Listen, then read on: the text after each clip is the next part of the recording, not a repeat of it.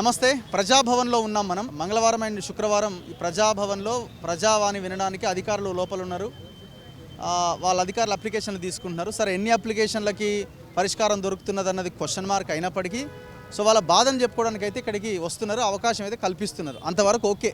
కానీ సమస్యకి పరిష్కారము భూముల విషయంలో సమస్యలకి పరిష్కారం దొరికినప్పుడు ఈ ప్రజావాణి సక్సెస్ అయిందని మనం భావించవచ్చు. అంతవరకు మనం దీన్ని పెద్దగా ఎక్కువగా వస్తున్న వాళ్ళు ఇండ్ల కోసము, పెన్షన్ల కోసము, రకరకాల వాటి కోసం వస్తున్నారు. అందులో భాగంగా నా ముందు ఒక రిటైర్డ్ టీచర్ ఉన్నారు. ఆయన 34 సంవత్సరాల పాటు టీచర్గా ఎంతోమంది విద్యార్థులను తయారు చేసిండు. సార్ పేరు Banakari B Keshavulu, retired teacher and సామాజిక కార్యకర్త, పర్సాపూర్ విలేజ్, కొడంగల్ మండల్, వికారాబాద్ జిల్లా. అంటే ముఖ్యమంత్రి రేవంత్ రెడ్డి గారి నియోజకవర్గం. అదే నియోజకవర్గం కదా, మండల్ అదే కాబట్టి అదే నియోజకవర్గం. పర్సాపూర్ అన్న విలేజ్. ఆయన ఏమడుగుతున్నారంటే, ఒక అప్లికేషన్ తీసుకొని వచ్చారు. ఆయన అప్లికేషన్ కూడా 17వ తారీఖు 12వ నెలలో ఒకటి ఇచ్చిండట సారు, 28వ తారీఖు ఫిబ్రవరిలో ఒకటి ఇచ్చిర్రు, ఇవ్వాలి కదా అది. అంతకుముందు 5/1/2024 ఇంకొకటి ఇచ్చారు. 3 అప్లికేషన్లు ఇది ఇవాళతోని. సార్ ఏమడుగుతున్నారంటే, పర్సాపూర్ గ్రామ పంచాయతీ పరిధిలో చేపట్టాల్సిన అభివృద్ధి కార్యక్రమాలు. గ్రామ పంచాయతీ అంత ఆగమాగా ఉంది, మాకు గ్రామ జనాభాకు అనుగుణంగా పారిశుద్ధ్య పనులు లేవు, కార్మికులు లేరు, లేకపోతే స్కూళ్ళు లేవు, మధ్యాహ్న భోజన పథకం సరిగ్గా లేదు, రోడ్ల మీద మురుగునీరు డ్రైనేజ్ వ్యవస్థ బాగాలేదు, పాడుబడ్డ గుంతలున్నాయి పూర్తి చేయండి, మిషన్ కాకతీయలో భాగంగా చెరువులు బాగు చేయండి, గ్రామంలో ఆరోగ్య ఉప కేంద్రాన్ని పిహెచ్సిని ఏర్పాటు చేయండి, సీసీ రోడ్లు నిర్మాణం చేయండి.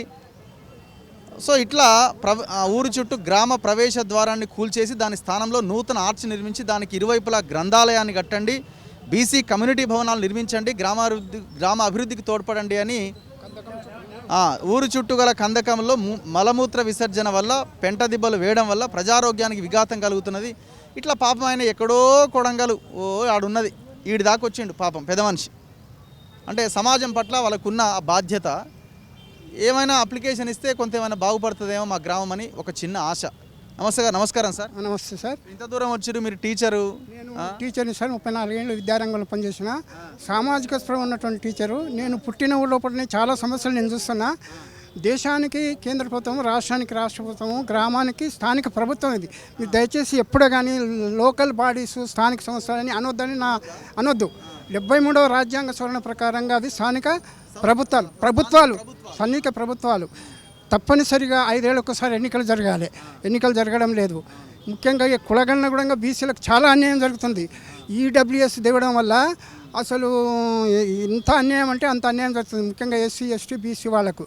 కాబట్టి మీ గ్రామ పౌరునిగా ఆ గ్రామం యొక్క రుణాన్ని తీర్చుకోవాలనే ఉద్దేశంతో అక్కడ లోకల్ గవర్నమెంట్ సరిగ్గా పనిచేయడం లేదు. ఎవరికి పంచాయతీరాజ్ పట్ల, పాలన పట్ల అవగాహన లేదు. కాబట్టి బీసీలు కానటువంటి వాళ్ళు బీసీలుగా దొంగ సర్టిఫికేట్ చేసుకొని సర్పంచులు అయ్యి మొత్తం మీద ఇది చేస్తున్నారు.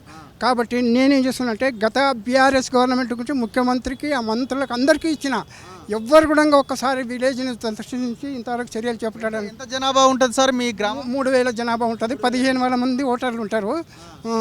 1500 మంది ఓటర్లు ఉంటారు. 10 వార్డులు ఉంటాయి. ఎట్లుంది మీ గ్రామం? మరి గ్రామము నేషనల్ హైవేకు పక్కనే ఉంది. మన 4 లైన్స్ రోడ్ హైవే అవుతుంది. కానీ ఆ గ్రామానికి తగ్గ అభివృద్ధి మాత్రం జరగడం లేదు. నేను ఎవరెవరికి ఇచ్చిన, కలెక్టర్కి ఇచ్చిన, కడా ఆఫీసర్, కడా అంటే కొడంగల్ డెవలప్మెంట్ అథారిటీ, ముఖ్యమంత్రి గారికి కూడా ఇచ్చిన. ముఖ్యమంత్రి నియోజకవర్గమే కదా? అవును సార్. నాకు అదే 6 అవుతుంది. కనీసం అప్లికేషన్ ఇచ్చినప్పుడు రెస్పాన్స్ ఉండాలి కదా. ఇక నీ అప్లికేషన్ అందింది, ఈ స్టేజ్లో ఉంది, మీకు ఈ పనులు పెడుతున్నామని చెప్పొచ్చు కదా. నా ఉద్దేశం ఏంటంటే, ఎవరి మీద అభియోగం కాదు, మా గ్రామ సమస్యలు ప్రభుత్వ దృష్టికి తీసుకుపోయి అవి తీరేలా. గ్రామం అంటే దేశానికి పట్టుకొమ్మలు, ప్రజాస్వామ్యానికి పునాదులు గ్రామ పంచాయతీలు. కాబట్టి ఆ ఆశయం నెరవేరడం లేదు. కాబట్టి ఒక ప్రజాస్వామ్య పౌరునిగా, ఒక టీచర్గా, ఆ ఊరి పౌరుడిగా నా ఆవేదన ఏంటంటే, ఈ సమస్యలని మీ ద్వారా ప్రభుత్వం దృష్టికి. ఇంత దూరం రావాలన్నా మీరు? ఆడ కలెక్టర్ ఉండే వికారాబాద్ జిల్లాలో, ఆడ ఎంఆర్ఓ ఉండే, కడా ఆఫీసర్, కలెక్టర్కు అందరికి ఇచ్చిన సార్. ఇచ్చి యాసరికి వచ్చింది. కనీసం ఆశ. అసలు మీరు రావడం ఈరోజు నాకు చాలా ఆనందంగా ఉంది. మిమ్మల్ని చూడడం. ఎప్పుడు మీ ఛానలే చూస్తాం, మనీ తొలం వెలుగులు, పిఎంఆర్ చాలా చూస్తా. ఇవే చూస్తా ఎక్కువ చూడడం.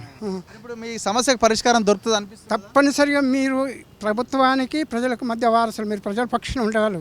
ఇవేమి వ్యక్తిగత సమస్యలు కావు, ఒక గ్రామం సమస్య. ఒక గ్రామం ముఖ్యమంత్రి, అప్పుడేమో ముఖ్యమంత్రి తర్వాత ముఖ్యమంత్రి మీ కొడంగల్ని దత్తత అని ఆయన అన్నాడు. ఆయన హరీష్ రావు అన్నాడు, కేసీఆర్ అన్నాడు, కేటీఆర్ అన్నాడు. ఎవరు దత్తత అన్నారు, ఓట్లు వేసుకున్నారు, బయటపడ్డారు. పట్టుకొమ్మలు అయిపోయినాయి ఆల్రెడీ అన్నారుగా కాలే. ఇక్కడ ఏం కాలేదు సార్, మీరు వచ్చి చూడండి, కావాలిస్తే మీరు ఒకసారి రండి, మీకు అన్ని విధాలుగా నేను సహకరిస్తా. పర్సాపూర్ రండి, మా ఇంట్లోనే ఉండండి, భోజనం చేయండి, చూడండి. ఇప్పుడు మరి ముఖ్యమంత్రి గారిని కలిసే అవకాశం ఇప్పుడు వాళ్ళ బ్రదర్ చూస్తారు కదా అక్కడ. బ్రదర్ కూడా ఏం పట్టించుకోడు సార్. బ్రదర్ దగ్గరికి పోవాలంటే ఎటు ఏ ఏ ఏ లెవెల్లో పోవాలి సార్? ముఖ్యమంత్రి కానీ ఎమ్మెల్యే దగ్గర ఊరు సర్పంచ్ వరకు పనిచేసిన వాళ్ళు ఈ నాయకులు కదా. సరిపో ఏం వాళ్ళు పండుకున్నారు. డబ్బు ఎన్నికలు వచ్చినప్పుడు ఉరుకులాడతారు, సమస్యల గురించి పట్టించుకోరు. ఇప్పుడు గతంలో పనిచేసిన ఆయన సయ్యదులు వాళ్ళు దొంగ ఫేక్ సర్టిఫికేట్ తీసుకొని బీసీలకు అన్యాయం చేసినారు. దాని ఎమ్మెల్యేకు, ప్రభుత్వానికి, అందరికీ హైకోర్టులో ఇప్పుడు పెండింగ్లో ఉంది ఆ కేసు. ఇంత ఘోరం జరుగుతుంది సార్. ఎంత సార్ మీ వయసు? నా వయసు 69 సంవత్సరాలు. 70 ఏళ్ళ వయసులో మీరు ఇంత దూరం వచ్చి ఎండల ఎర్రటి ఎండల వయసుతో నిమిత్తం కాదు సార్, అభివృద్ధి ముఖ్యము, ప్రజాస్వామ్యము నేను చూడాలి. ప్రజాస్వామ్యం చూడాలి. ఎటుపోతుంది సార్ తెలంగాణ, ఎటువైపు వెళ్తుంది అనిపిస్తుంది? తెలంగాణ నేనైందిగా తెలంగాణ. అప్పుడేమో విలమలు పరిపాలించారు. మనమంతా బీసీ, ఎస్సీ, ఎస్టీలు త్యాగాలు చేస్తే భోగాలు ఒకరు అనుభవించిరి, అయిపోయాయి. ఎంత నష్టం చేయాలో అంత నష్టం చేసిరి. విద్యారంగానికి కానీ, ప్రజారోగ్యానికి కానీ, నిరుద్యోగులకు కానీ. అయితే ఇప్పుడు ఈయన వచ్చింది అందరూ రెడ్డి సామ్రాజ్యమే. ఇప్పుడు మన బీసీలు వస్తే అందులో మంచి అభ్యుదయవాదులు ఉండాలి. వీళ్ళు కూడా అట్లా అయితే ఇక మనకు ఏం లేదు, అభ్యుదయవాదులు ఉండాలి. దానికోసం నేను వెయిట్ చేస్తున్నా. టీచర్గా మీరు ఎంతమంది స్టూడెంట్స్ మీ వాళ్ళు ఎక్కడెక్కడ ఉన్నారు ఇప్పుడు? చాలా వివిధ వ్యవసాయ రంగంలో ఉన్నారు, ఉద్యోగస్తులుగా ఉన్నారు, ఇంకా వేరే వేరే హై లెవెల్లో ఉన్నారు. ఎప్పుడు కలిసినా అసలు కాళ్ళకు దండమే పెడతారు. నాకు అదే సాటిస్ఫాక్షన్. 34 ఏళ్ళు నాకు అన్నీ జిల్లా స్థాయి, మండల స్థాయి అవార్డులు కూడా ఉన్నాయి. గతంలో నేను గ్రామ సర్పంచ్గా కూడా పోటీ చేసిన, అవార్డు దొంగ సర్టిఫికేట్ తీసుకొని ఇది చేసిన అని చెప్తే ఒక్క జనం కూడా మనల్ని ఆదరించలేదు, పట్టించుకోలేదు. జనం ఎట్లున్నారే? జనము వాళ్ళకు డెమోక్రసీకి వాల్యూ లేదు. డబ్బులు ఇస్తే చాలు. నువ్వు ఎంత భారతం చెప్పు, ప్రజాస్వామ్యాన్ని గురించి, నాయకత్వాన్ని గురించి, చట్టాల గురించి, అభివృద్ధి గురించి చెప్పు, వింటారు, ఓకే అంటారు. కానీ రేపు ఓటనంగా వాళ్ళు మారిపోతారు. బీసీలో ఐక్యత కనిపిస్తుందా? కొంత మాట వరుస కనిపిస్తుంది కానీ ఇప్పుడు వీళ్ళు ముగ్గురు గెలిస్తే మనం ఏమైతే ఉన్నదనుకోవాలి. 3 వస్తే మాత్రం మనకు బీసీ రాజ్యం వచ్చినట్టే, బీసీ ముఖ్యమంత్రి అయినట్టే నా ఒపీనియన్. ఓకే, ధన్యవాదాలు. కొడంగల్ పోవాలా ఇప్పుడు? కొడంగల్ ఏం పోయి రేపోతా. నాగోళ్ళ మా కొడుకుంటాడు, రైల్వే డిగ్రీ కాలేజీలో గెస్ట్ ఫ్యాకల్టీగా పనిచేస్తాడు. ఆయన కూడా చాలా ఇబ్బందులు ఉన్నాయి. ఏం సబ్జెక్ట్ చెప్పేది? సోషల్ చెప్పేది 7th వరకు, మ్యాథ్స్ చెప్పిన, సైన్స్ చెప్పిన. థ్యాంక్ యూ, కలుద్దాం. మరి ఇది ప్రభుత్వం దృష్టి కదిలించేటట్టు చేయాలి. మీ ముఖ్యమంత్రి మీ ఎమ్మెల్యేనా? ఇంకా అదే సార్, ఇక బడ్జెట్ అంతా అన్నీ ఉంటాయి అంటారు కానీ ఇంతవరకు అన్నీ ఉన్నాయి కానీ అల్లున్నట్లు శని అన్నట్టు అది ఎప్పుడైతాయో ఎప్పుడు పూర్తి అవుతాయో ఏమైందన్నది. సో ఇది రిటైర్డ్ టీచర్ కేశవులు గారితో. సో ఆయన ఒక సామాజిక కార్యకర్తగా సమాజం మీద ఉన్న బాధ్యతతోటి ఇంత దూరం వచ్చి ఒక అప్లికేషన్ ఇచ్చారు.